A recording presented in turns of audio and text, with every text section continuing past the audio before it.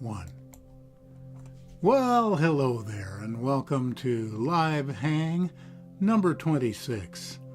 This is your buddy Dave over at MarsX3D, and we have some pretty neat stuff to look at tonight. And hopefully some of you will show up and have something to add to the conversation this week. It's been a fairly busy week. There are a lot of things being dug up by new anomaly researchers who are coming online, some new names, and some of whom are making some pretty good discoveries. So that's very encouraging to see, because the more eyes that we can get on Mars, the better it's going to be, the sooner it will be that disclosure of some kind will be forthcoming. You see, it's one thing to have 2 or 3 or 4 or half dozen researchers like myself out there going to the effort and the time to find the anomalies and process them and then present them to people. And that's still a very, very small audience, what I call a niche within a niche. And but the more people who get involved with this will reach a point of mass density, so to speak, where it'll spill over into the popular consciousness. And suddenly the interest will be all over the place, really. And one of the things that we want to do before that happens is to make sure that those of us who are doing this kind of work are presenting legitimate artifacts as much as it's possible to do so under the circumstances and constraints we find ourselves in, imposed by good old NASA. And, doing something that people can trust, that people can believe. We know there are any number of channels out there who are really just interested in clickbait and making money for themselves off of YouTube. Okay, I get it. That's okay. Everybody wants to make money.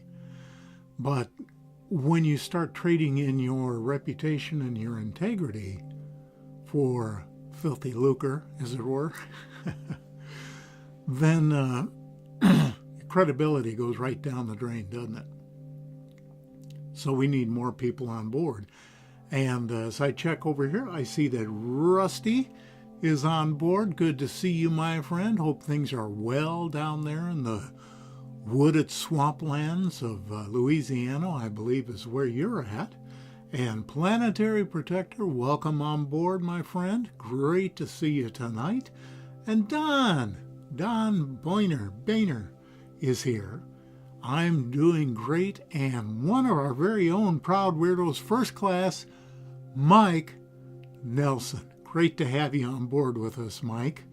And all is well. Spring is on the rays, and the daffodils are starting to come up. We still have snow in the forecast, and interspersed with days that are in the 50s and 60s, and then it's down to 30 degrees. And Ian just made it through the door. How you doing, Ian?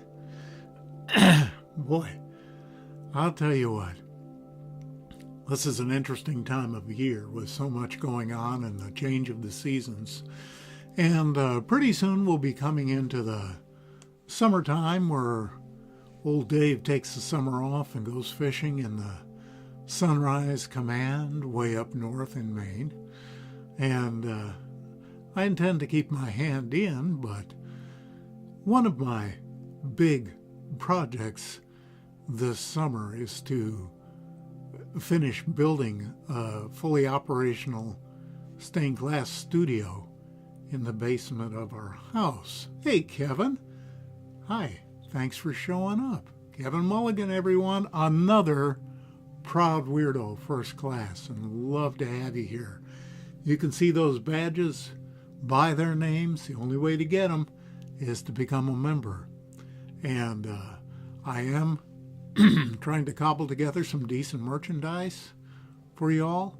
And each of one of you that are a member will receive not only first dibs, but significant discounts on those things. Not that that probably matters all that much to you, but it's nice to have a few perks, isn't it? We'll take all we can get.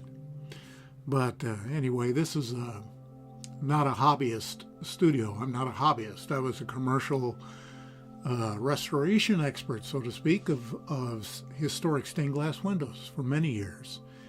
And looking forward to building some projects for the house.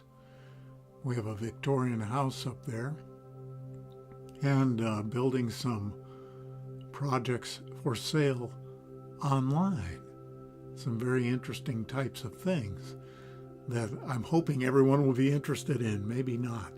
But along that lines, I have to develop my own website and get the videos up and get the glass up and get the writing up. I have lots of writing that I'd like to share with people, not about Mars, but about the rather strange and wonderful life I've been privileged to lead up to this point. And that includes all of you. I'm so glad that you're part of it. So we're a couple minutes in here, and it looks like we've got a pretty good assemblage of people. So let me show you something I've been working on this week, just recently. And that is this fox by Laird Kevin G. Curley.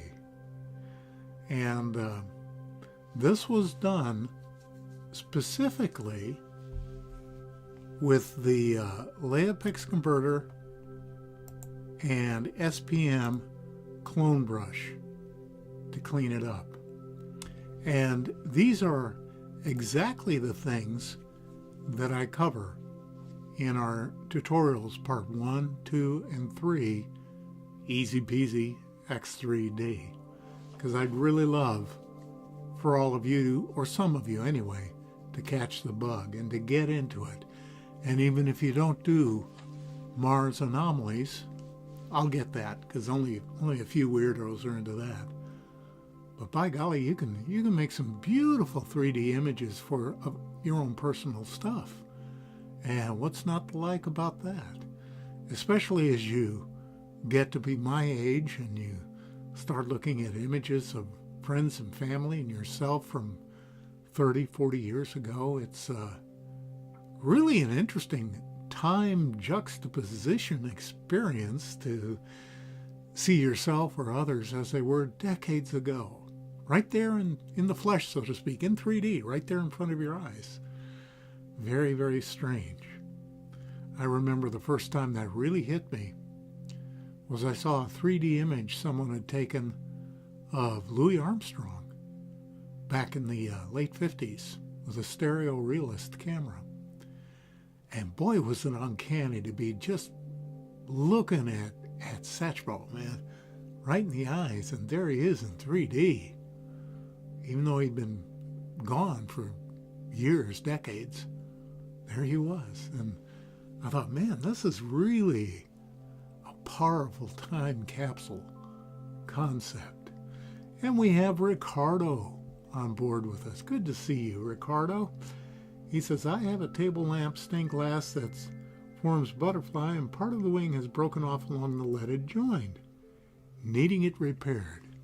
Well, Ricardo, what you're talking about is actually a very simple repair. And if you look online or in the yellow pages, if people still do that, I don't know if they do, but you'll be able to find a stained glass studio that does repairs. And they can fix it all up for you in no time at all and have you back in business. You know, that brings to mind the many repairs that I'd done over my career in leaded glass, commercial leaded glass. And I had worked on a very complex window for a jacuzzi. It was a large window that had morning glories and hummingbirds and butterflies and leaves and vines, and it was a beautiful window, and about 4 feet tall, maybe 2.5 feet across. And I explained to the workmen I said, when you get ready to install this, there are only two ways for it to be, either flat on the ground or absolutely vertical. Anything else and the window's going to break. And I said, yeah, we know. We've done this before. I said, yeah, just making sure. And sure enough, they laid it flat on the ground, and while the guy was taking measurements, he stepped back and stepped right in the middle of that window and busted it all to pieces, at least in that section. And they very shamefacedly came to me and said, well, it was an accident. Yeah, well, so I got it all fixed up, and looked like new. They never knew it was broken. So that's good. And Amanda is here. Hi, Granny. Great to see you.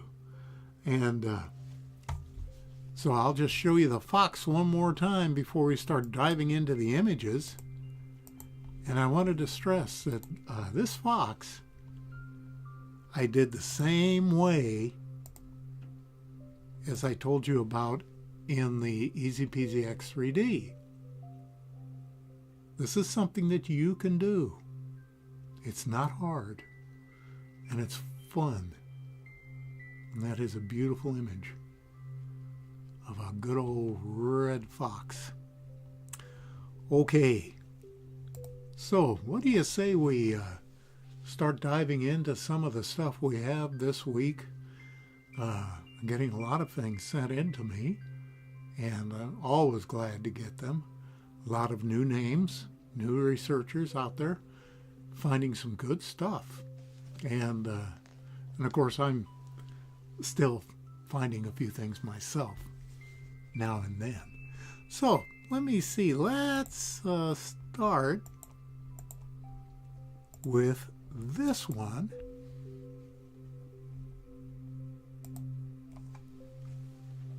And this is from my buddy Raymond Glassford out there in Arizona.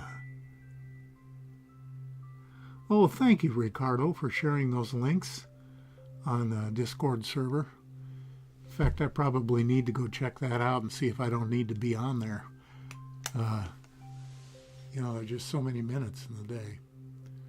But Raymond pointed this out. That arrow, of course, is looking right at a rather strange box-like opening in this rock. And, of course, the obvious thing to do is to get in just a bit closer, right? So there it is, and you can say, well, maybe this is erosional. Maybe erosion did that, but how strange. It looks like something's embedded in the rock. Almost like the bottom half of an engine or a machine where the head gasket goes before you put the valve cover and all that assembly on top. Is that what it is? Well, probably not. But a very interesting erosional characteristic nonetheless. Yeah, Ricardo, I'll check out that Discord server. I'm not sure what that's all about. And look at that. Whitebeard Sky Daddy has graced us with his strange and immaculate presence. Welcome aboard, my friend. It's good to see you. We're just having a quick look here at this rather strange box-like formation buried in the rock. Rusty, God bless you. Since I finally learned to view in X3D, it's a huge difference. Well, yeah, it is a huge difference. It all comes alive, doesn't it? Here's another thing that I came up with in 2783. I was looking there and I saw this cube-shaped structure in the debris field, and it has segments on the inside, almost like a window frame. And I thought that was awfully strange. And we can zoom in a bit. It's going to be a little blurry, but it's worth taking a closer look. So what exactly do we have here? I mean, as far as I can tell, that's a shell, a box of some kind with an interior structure. And of course, those items surrounding it, in front and to the side, really, there are anomalies everywhere. And it's interesting to me that Curiosity is showing more and more anomalies. It's like they're allowing this to happen in a very controlled way.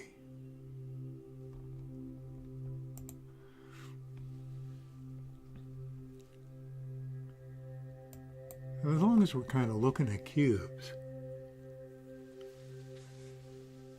this is one that my buddy Laszlo Shabalik's over in Hungary.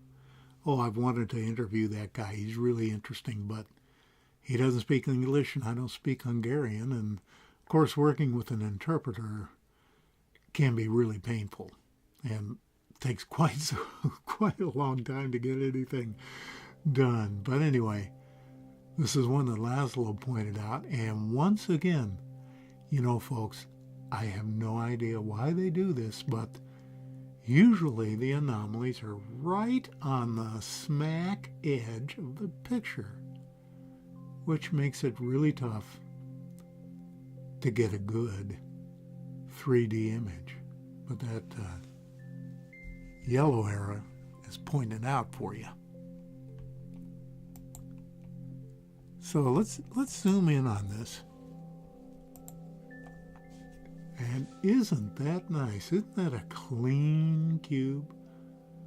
Rigidly perfect 90-degree angles, some markings on the face, and it's got that triangular undercut there on the left, which we have seen in other blocks. I don't understand why that might be there, but it appears to be machine cut. There's no way that I'm aware of that something like that can erode geologically. Then look down here in the right-hand corner. We have another one of those, what I call a whistler. One of these rocks that have a little puckered hole in the middle, like it's whistling a tune. There was one of those in last week's episode, and for want of a better term, I'm just going to call these whistlers.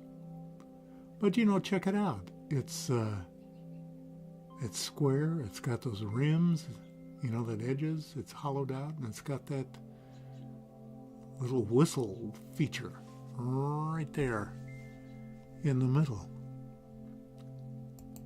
And what about this thing here? That almost looks like a Boba Fett helmet, doesn't it? I don't know what it is, but I really do seriously doubt that's a rock. And if only we could get some decent high-res images, we'd really be getting somewhere. And then we have this nice square block sunk beneath the sand. Just to the left are our big clean cube. And I find that interesting. That tells me that there are construction elements everywhere. Mark is here. And of course, I guess it's not politically correct to say this, Mark, but that's of course the sound that a hair-lipped dog makes. I won't attempt to emulate it so as not to offend anybody, and certainly not to make fun of your name. You're a double Mark. My oldest son is named Mark, so I love that name, and I'm glad you're with us tonight. It's been an interesting week, a lot of things going on in the anomaly world, and of course Facebook is as crazy as ever. I post all my research there on my Facebook site, MarsX3D, and but I kind of hold my nose to go and wade in the sewer, and so I took a couple years off, and I went and looked at everything, Gab and Rumble and Parler and MeWe and a dozen more, Steemit, and I can't even remember all the names. Not one of them worked worth a flip as far as garnering an audience, and I really worked at it. So it was finally, after about nearly 2 years, I came back to Facebook and said, oh boy, okay, I guess I have to go live in the sewer here. But the good thing is I have a lot of really great people who are down there with me, wearing their gas masks and doing the best they can with what they've got. But anyway, so let's look at a few more images. And I seem to be creeping down there on the camera. Not exactly sure what's going on, why that's doing that. There we go. Maybe that's a little better. Anyway, so here's one from 3280 that I immediately picked out, of course. And another tombstone shape.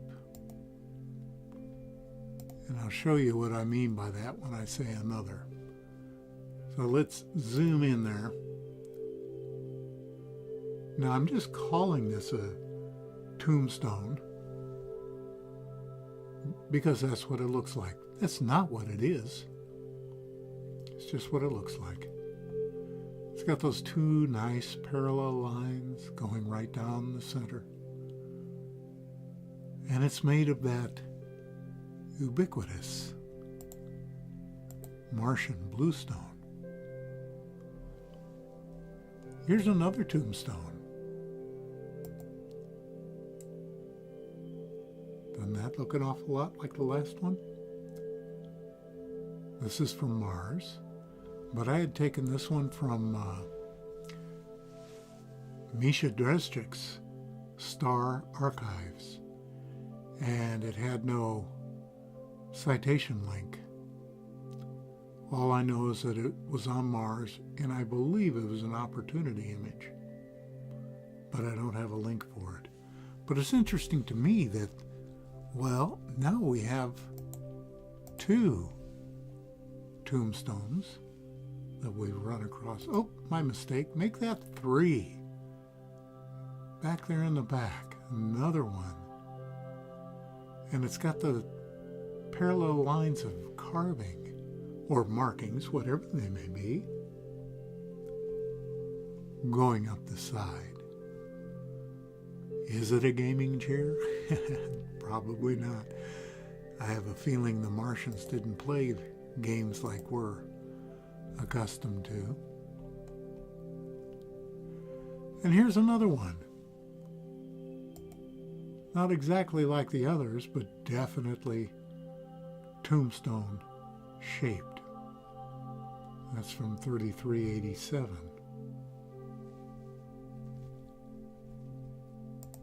And so it's interesting to me how these same shapes continue to pop up all over Mars. I mean, what are the chances of that? And if it's caused by erosion, why are all the ones that we looked at so perfect? You know, with that bilateral symmetry and even thickness, compound curves that are perfect. Do you know how hard it is to make a good compound curve? If any of you have ever tried to sculpt or maybe do wood shaping, you got your hands full with a compound curve to make a good one. I mean, one that's really pleasing to the eye. And so let's look at a few more things here. I don't have a ton of stuff tonight. I have enough for an episode. Let me put it that way. Here's one that Sarah Runcie found in 3389. And no disrespect intended towards Sarah, but she's a big one for finding faces and miniature Martians. And those of you who have been with me a while, you know that I'm really kind of allergic to faces. It's so darned easy to let your pareidolia run rampant. That ingrained genetic hardwiring we've got to recognize a face. It's a survival thing. We need to see the face of that tiger in the shrubbery before it leaps upon us and crushes us like an eggshell. So anyway, it's over there in the rocks. Let me show you what I mean. And here we go. Now you can see the face, right? Looks like it's got a head full of really thick hair. And it really does look like a face, doesn't it? And immediately below that square, that end of the rock that's in the sunlight, that's kind of unusual too, that whole piece. In fact, there's stuff all over these rocks. And I'm wanting to say that they're anomalous, but really I wonder if it's just not the property of this particular patch of rocks. I mean, what you want to do is always look at the surrounding geology and see if you have similar structures surrounding it, because that immediately lowers the chances of something being anomalous if it's just mirroring the erosional geology around it.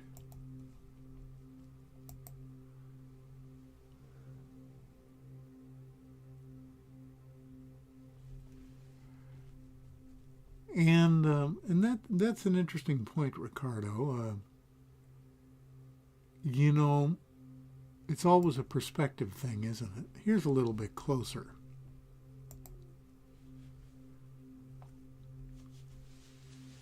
And the point is, I found at least two that I absolutely swore were faces, had to be faces in 2D. But when I viewed them in 3D, I found out that they were just fortuitously arranged rocks and light and shadow in pareidolia.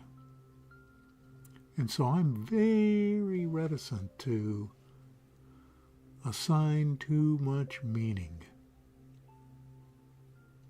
to this face. And I think what I'll do on this upcoming episode this week is maybe include a couple things that actually do appear to be faces, legitimately. Oh, well, at least one that I can think of. There's the famous goblin from the early days of Curiosity. And that one's pretty hard to argue with. Boy, that's a strange one. It's kind of unsettling. Let me read a few comments, see if I can catch up with you. And yeah, that's a good point, Ricardo. He asks, would the face still be there in another image taken from, 15 to 30 degrees over to the left or right? That is an acid test, isn't it?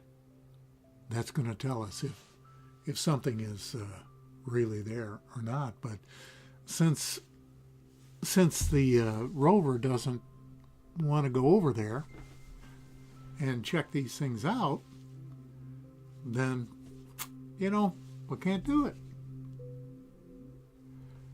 And yeah, I was mentioning, Rusty, how all of these formations in these rocks look a lot like writing or carving or some such. But the thing is, they're all over the place. All of the rocks are covered with them. So either it's a massive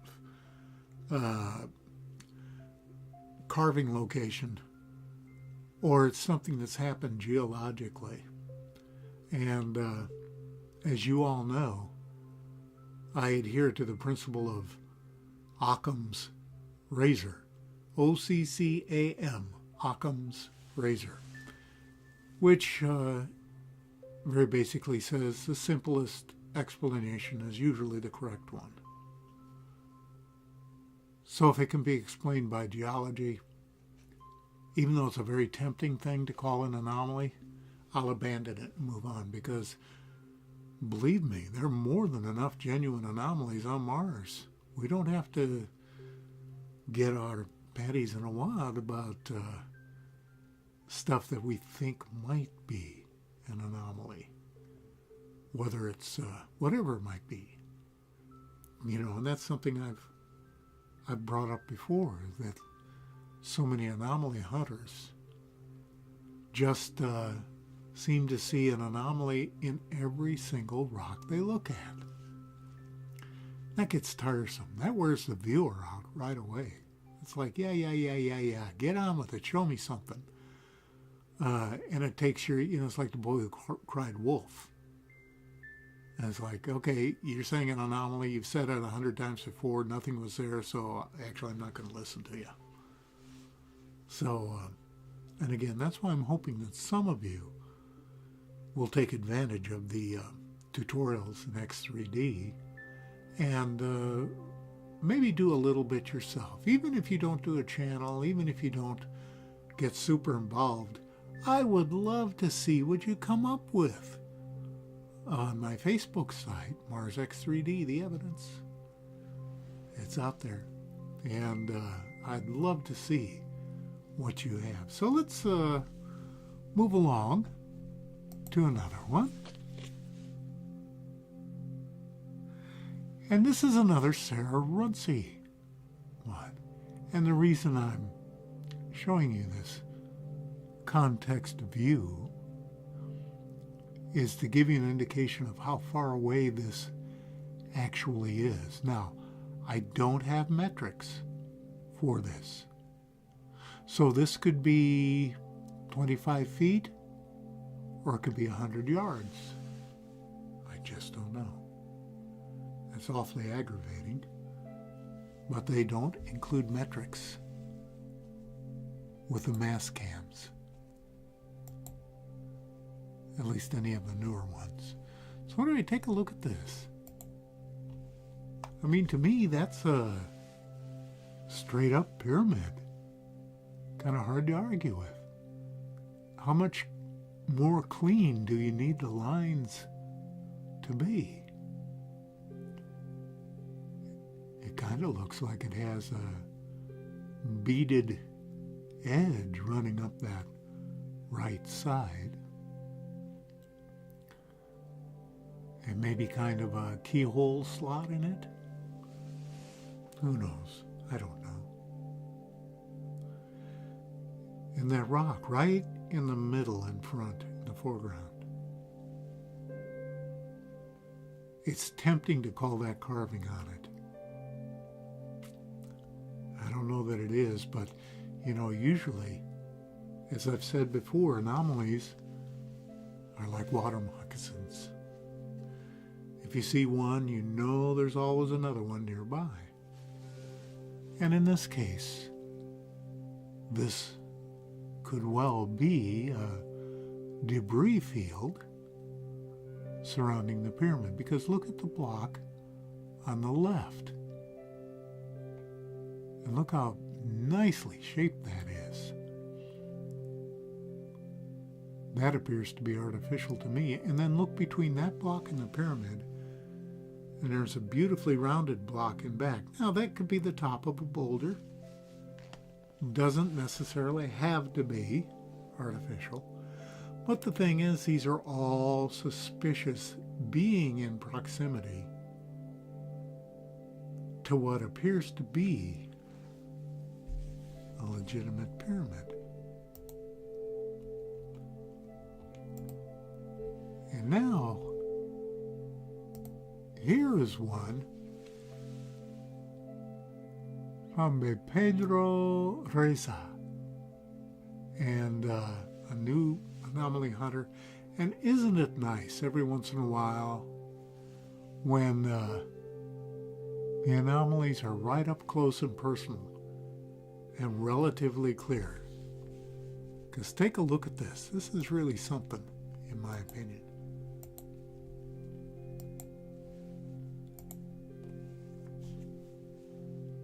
Take a look at that. What is it?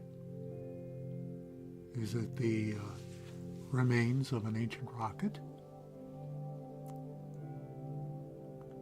Is it the Martian equivalent of a totem pole? And look at all that gadgetry on the left end. And that about halfway up, that round disc coming out of right angles to the main body, to that spine.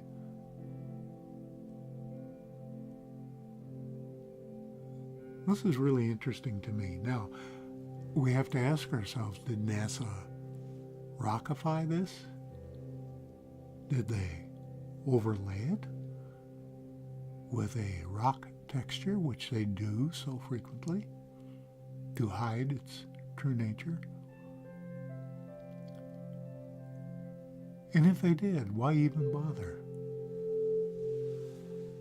I mean, this thing is so close to the rover and so obvious. I'm sure they have some kind of explanation for it. Whether it's a weather balloon or swamp gas or people inhabiting the fringe element like ourselves who claim to see things on Mars and the moon and the comets and the asteroids. And in fact, everywhere we've sent a probe, we have found anomalies. On all the moons of Saturn, not all the moons, but many of the moons of Saturn, many of the moons of Jupiter, on Ceres, Vesta, the asteroid, the comet I-67P, was that it? So let me ask you guys a question. Has anybody out there taken a look at the X3D tutorials? I'll wait, because there's a 45-second delay. But meanwhile, I have to agree, Don, rates as a spectacular anomaly. I really like that one, and that'll be rounding out the episode when I put it up. I hope to have it done and ready to go up Friday, but I have to make a quick trip up to the Sunrise Command, which is quite a bit of driving, and take care of some business up there and then come back, and I might not have a ton of time. And Ricardo says, yes, he's watched the first tutorial. Thank you. And thank you, Mars Leaks. Thank you. I hope you do something with it. Now, I'm not holding you to it. I'm not expecting you or trying to give you an assignment or anything like that. But it's just, as I mentioned in part 3, it's time to hand off the baton for, a younger generation, somebody who's going to be around when we finally do get our boots on Mars publicly. And, we need other people and other eyes to take up the baton and run with it. But like I say, if nothing else, you can do your own personal pictures, and that's so much fun. Let me see what we got for... Ricardo says he wants to give it a proper go. Don says he watched all 3. Thank you, Don. And, none of it is as hard as it looks or as it sounds. Now, what I do on my end is fairly complex. It's technical and involved and painstaking and fairly demanding. So this is kind of like an X3D 101. It's a very, very basic,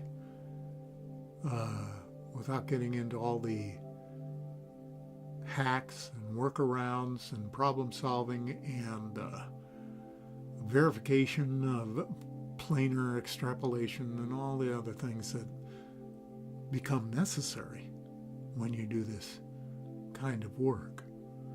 You don't want to misrepresent a three-dimensional image by making something either closer or farther away than it ought to be, or maybe even being part of something it shouldn't be part of, which is a common mistake in flat images, 2D images.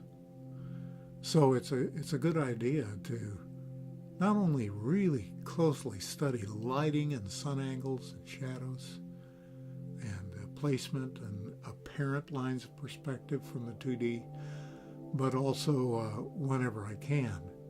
And I have a stereo pair to work with.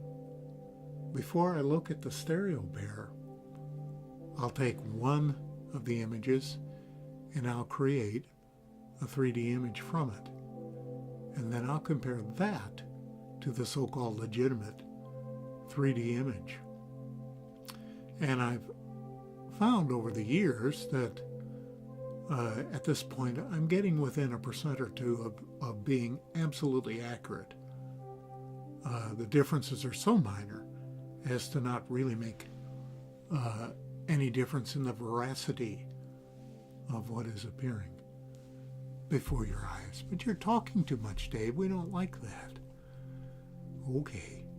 So let's start back at the beginning again, and we'll cycle through, and that'll give me a chance to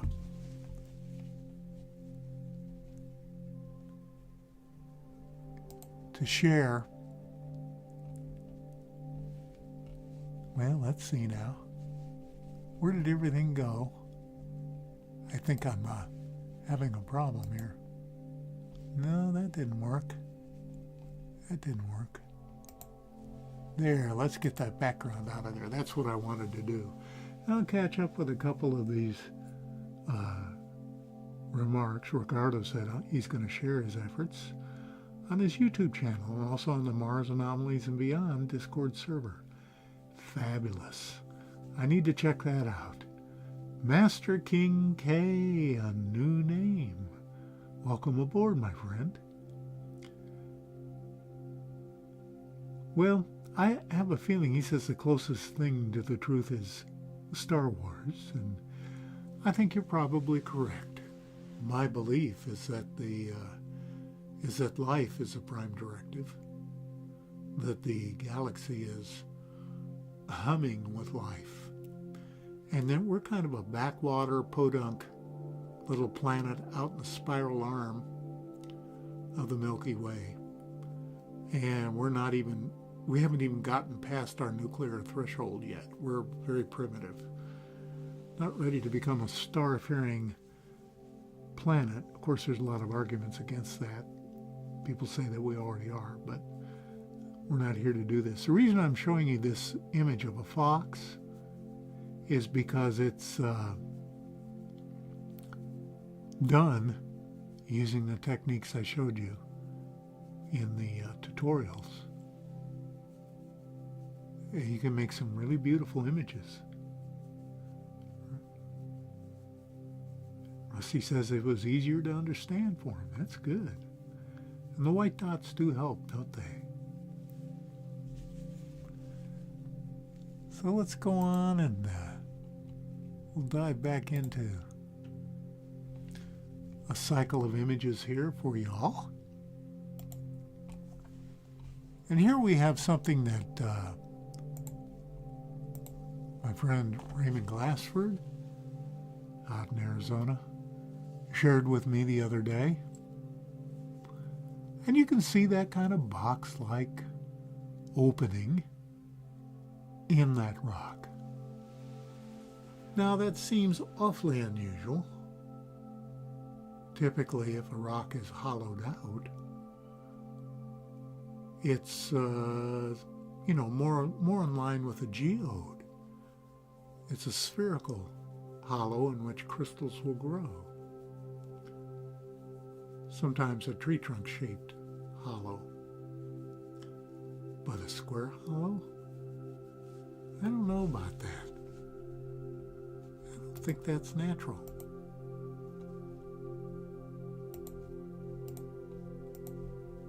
Here we're going to move in just a little tighter on it. I'm not sure what to make out of this. That looks like a frame mark that maybe was part of this mud fossil, because you can see at the back top appears to be an extension, and in front at the top appears to be another extension like it. So what is it? I have no idea.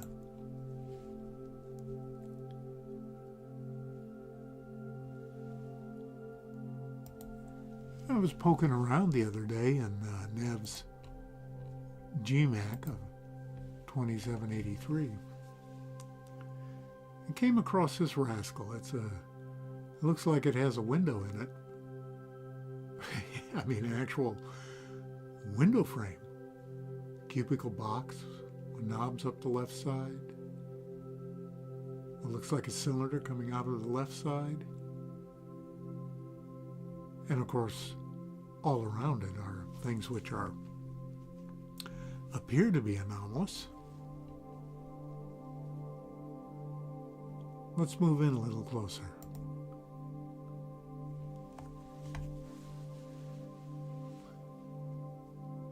And there you can see pretty clearly that there's some kind of structure inside of this box. This box has an even thickness all the way around, 90-degree angles all the way around, inside and out. So we ask the rhetorical question, is this natural? And of course the answer is no, not at all. Ricardo says that if he thinks we survived the trials and tribulations of COVID, nukes, and climate change, we will make that leap from being a type 0.9 to a type 1 civilization. Well, that's an interesting point, and let me maybe address that. I'm a voracious reader, and in the reading and study that I've done over the years, and particularly in the last 10 years or so, and from what I know from my own personal experiences, having worked in classified programs with the government, And I'm not trying to be mystifying or woo-woo with you or anything like that. I mean, they'll classify a bottle cap if they think they don't want the Russians to know what color it is. But my understanding is that the thresholds which most sentient populations face is initially the nuclear one. Do they survive mutual nuclear annihilation? The next threshold, to my understanding, is surviving AI, artificial intelligence. There's, as you know, there's a very strong transhumanist movement out there wanting to blend humans with computers, with AI. There are some who say that we already have sentient AI. And, but being able to survive, let me give you a quick example, and I think I brought this up just recently, but so forgive me if I repeat it, but Google, was it Google or was it Facebook? It had 2 AI computers. They hooked them up together so they could talk to each other.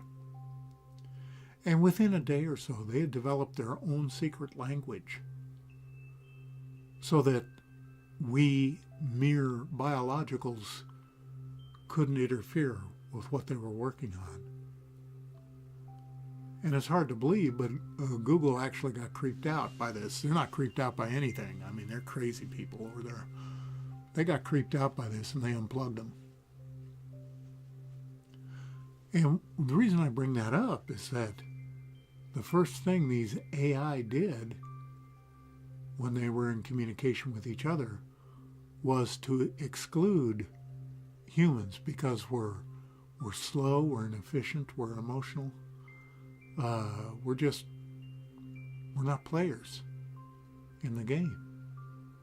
So it's not too much of a stretch to imagine the Skynet scenario where an AI global web becomes sentient and then begins to think, well, why are we bothering with these bacteria?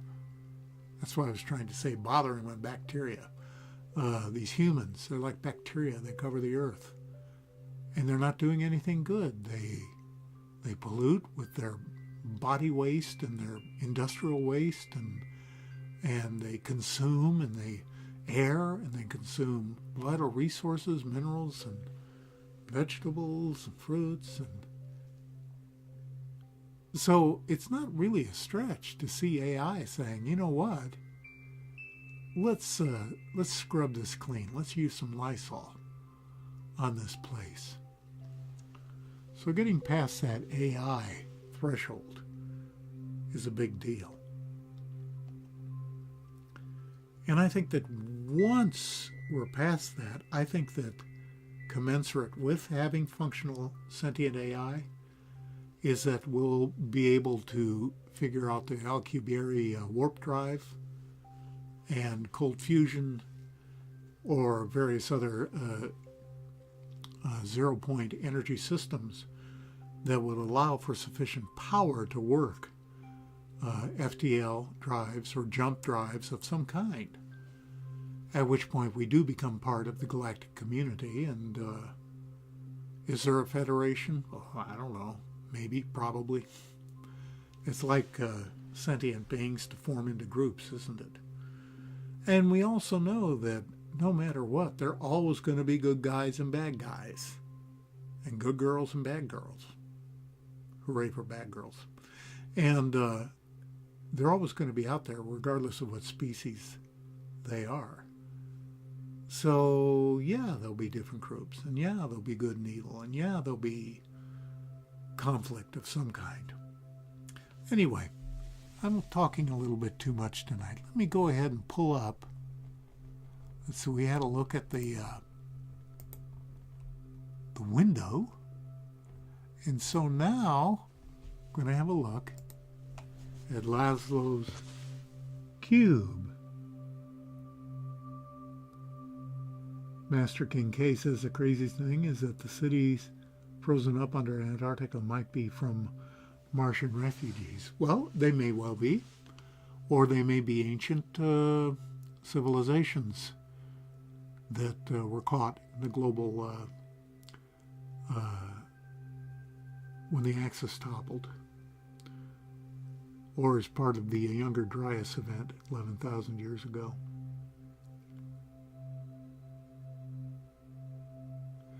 And yeah, Ricardo, the transhumanist developments are disturbing. Hi, Mass. Good to see you, my friend. And yeah, the AI is scary stuff. It needs to be controlled in a way that benefits all. Anyway, so there it is once again, NASA putting an anomaly right on the smack edge of the picture. And there it is, my buddy Laszlo Shabalix found this. A beautiful, clean cube with perfect 90-degree angles all around, front and back and side. That beautiful triangular undercut. But, as they say, wait, there's more. We look at this one down in the front, what I'm calling a whistler. We seem to be finding more and more of those. They've got little puckered holes in the middle. Look like they're whistling. And of course it's a square block with a rim around it. Interesting. And then this, as I mentioned earlier, almost a Boba Fett kind of helmet. I'll have to get a good picture of Boba Fett's helmet to put in the video. And then, of course, if we look over to the left, there's that beautiful rectangular block buried under the sand.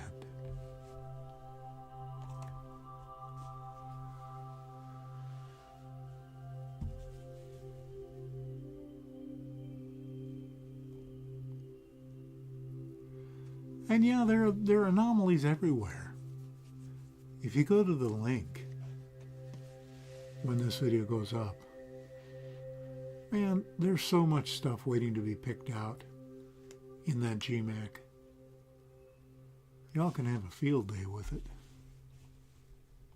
And so now we're going to get into the tombstones. And this is one I found the other day when I was poking around in 3280. And pretty hard to miss it. Right up there in the top center. And as we zoom in, you can see it's got those two nice parallel lines right up the center.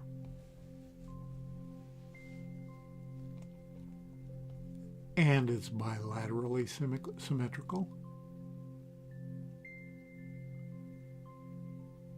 Nice piece of work for nature, isn't it? So is this one. The same thing, but without the lines, right?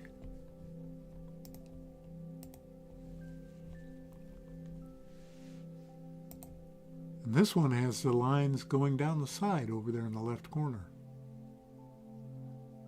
They almost look like carvings, don't they?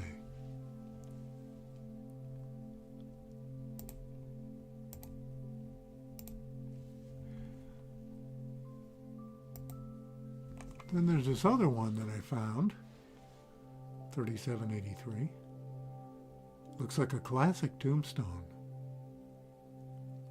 I mean, how much more perfect do you need to be? That's just as perfect a shape as you can imagine, and you can see that it's got the same thickness throughout the sunlit portion. I think that's pretty cool.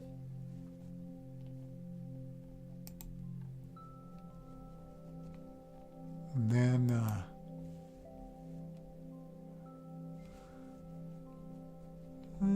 let's see.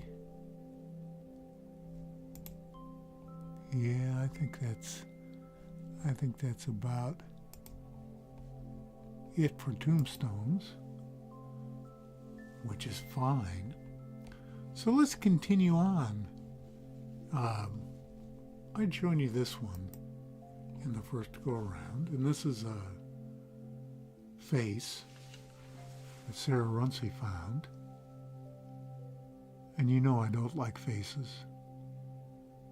I think it's a waste of time. You can see faces everywhere you look if you want to, and many do. But this one is perhaps a better face than most. I mean, you can see it there inside the box.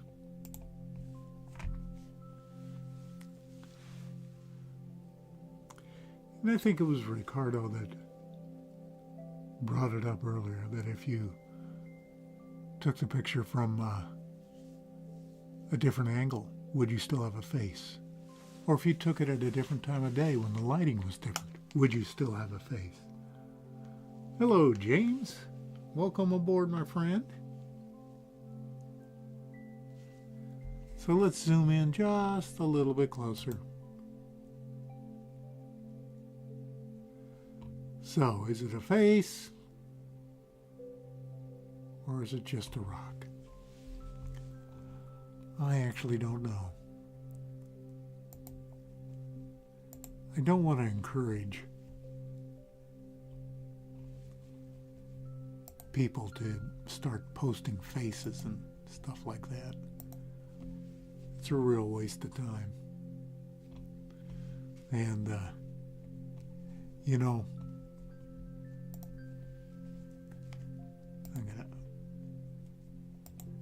taking care of some technical issues here real quick. There. Okay. We're back. And you know, one of the things that bothers me is when people take an image and they split it in half and do a mirror reflection of it. And then they go nuts and say, see, there's statues, there's lions, there's all kinds of stuff in there. And it's like, well, duh. You do that with anything on Earth. Any collection of rocks, any collection of leaves, any collection of anything, dirt. And you're going to get miraculous shapes. And the point is that if the Martians were carving things that needed to be reflected in a mirror to see it, that seems pretty messed up to me. I don't think that's the case at all. Maybe I'm just being a grumpy old man. What do you think? I know any number of you would agree with me. Okay, then we're going to go back to another one of Sarah's finds, and a pretty good one, I think. This one is a pyramid, and you can see it way off there past the top of the hill. And as I mentioned earlier, that could be 30 feet away or 300 feet away. We don't have any metrics to go by. I have a feeling it's more on the level of 50 feet, maybe.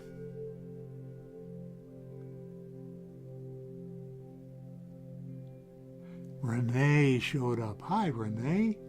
How are you? Very nice to have you with us, sir.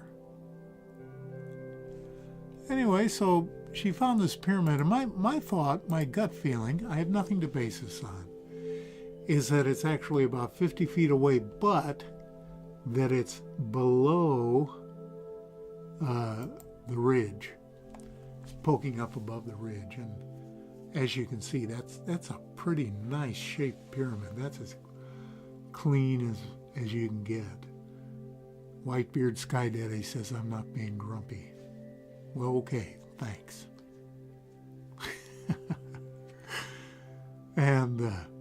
I like that kind of keystone in the middle of it, and you can kind of make out that beadwork along the right edge.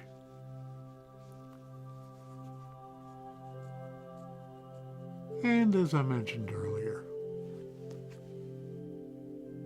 the rocks in the foreground, they appear to be carved. But I don't know. Glad you're doing well, Renee. Always glad to see you show up. And that rock off to the left of the pyramid, a partial rhomboid with a triangular side. Boy, does that look regular or what? That looks like a building stone, and then you have the round stone in between the two, which, as I mentioned, that might just be the top of a boulder. It might not be anything. But that shaped block next to the pyramid seems to indicate to me that there's structure going on here. And that this is a genuine anomaly.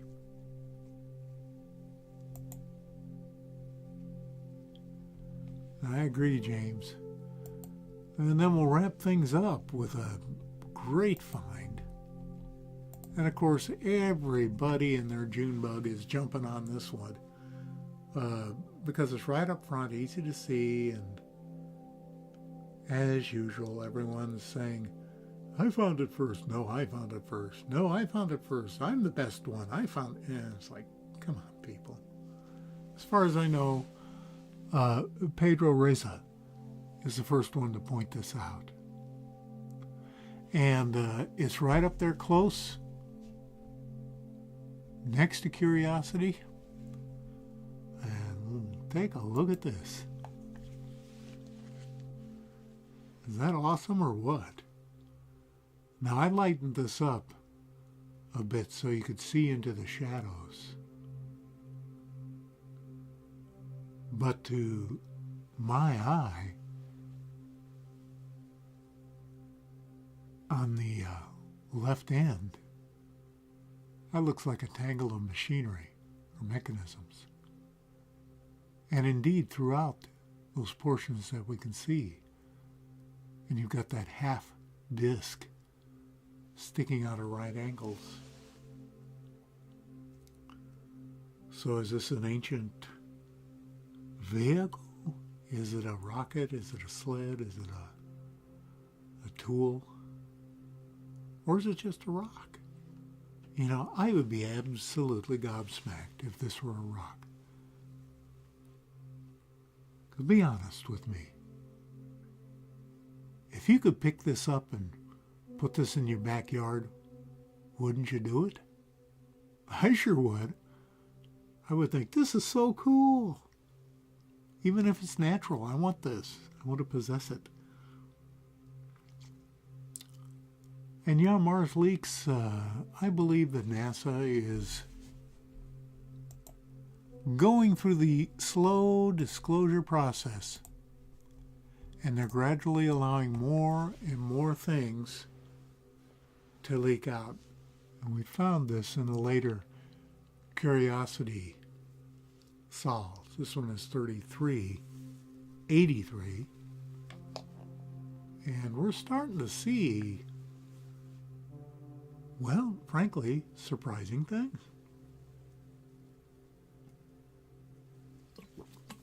And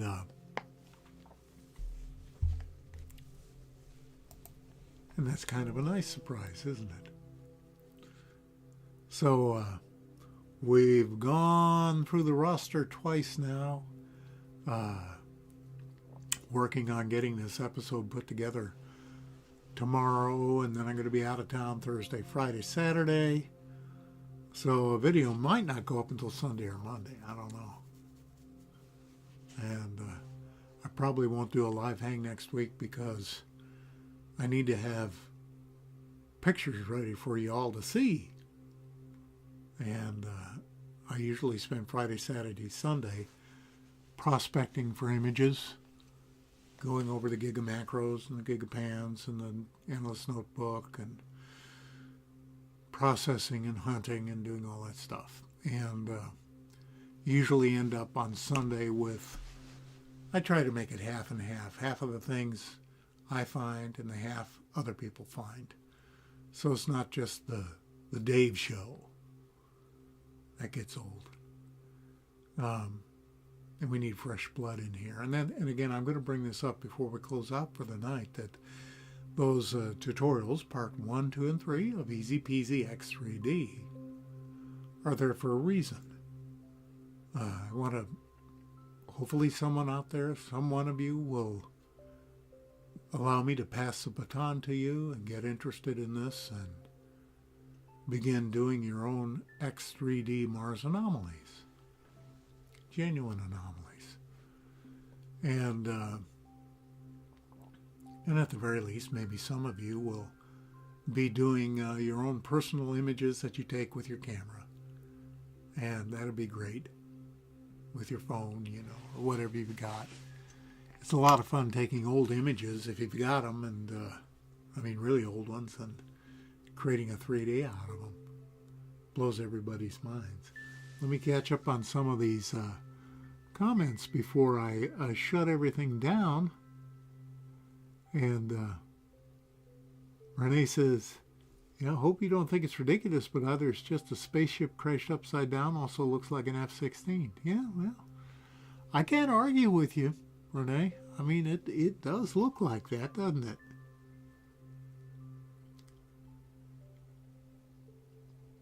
Yeah, I think you're right, Master King. I think NASA will never tell the truth.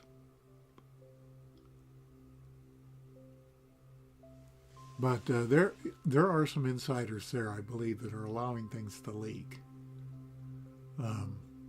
Just for whatever reason, the ATIPS program leaked those Navy videos for the first 3 and then the second 3. And, you know, there are people in there that are saying, hey, we need to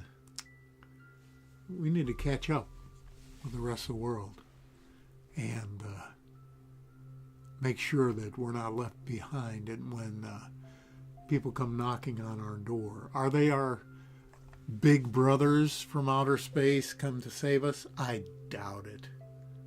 I doubt it. Come on, folks. They don't care about us.